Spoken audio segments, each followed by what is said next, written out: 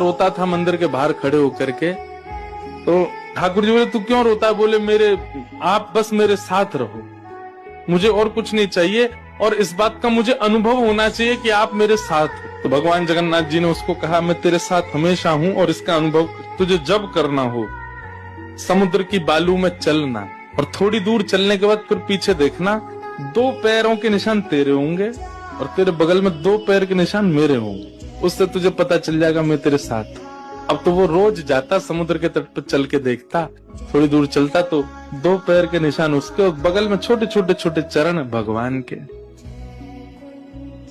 इतना प्रसन्न रहता था। लेकिन ये उसके घर में कोई घटना घटी, माता जी का देहावसन हो गया, बहुत कष्ट में आ गया, इतना पीड़ा में आ गया, रोने लगा, बिलखने लगा। अपनी माँ के जाने के भाव से तुरंत दौड़ करके गया। बोले मैं मन को शांत करने का एक ही तरीका, पता चले जगन्नाथ जी मेरे साथ।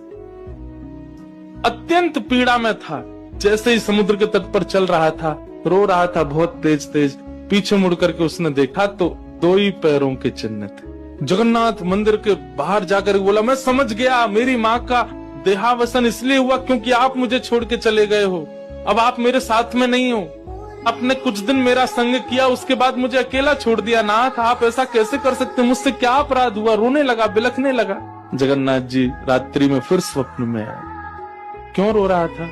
बोले नाथ आप मेरे साथ थे हमेशा, और आज आप मेरे साथ नहीं थे। मैंने जाके देखा 2 ही चरण चिन्ह थे, और आज ही मेरी माँ का भगवत धाम गमन हो गया। इसका मतलब आपने मुझे त्याग दिया ना, मुझसे कोई अपराध हुआ है?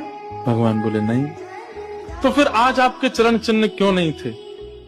भगवान बोले कल तक मेरे चरण चिन्ह थे क्योंकि तू भी चल रहा था और मैं भी चल रहा था, परंतु आज तू पीड़ा में आ गया तो तुझे